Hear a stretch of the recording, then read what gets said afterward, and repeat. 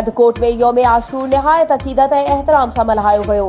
10 मुहर्रम हराम ते कंदकोट मां 10 मातमी जुलूस निकिता। जुलूस इमाम बारगाह, लाल शाह गोलीमार, गरीबाबाद मोहल्ला, बहादुर मोहल्ला, इमाम बारगाह हैदरिया ऐं इमाम बारगाह अल हुसैनी शेख खान निकिता।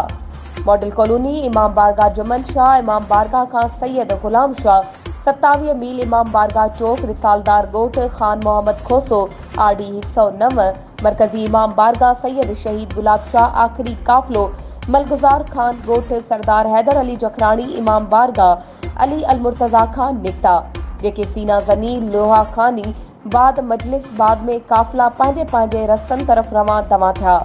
सिक्योरिटी जा इंतजाम इंतहाई सख्त कया विया हुआ। पुलिस सां गॾु रेंजर्स जा एहलकार बि ड्यूटी सरअंजाम ॾेई रहिया हुआ।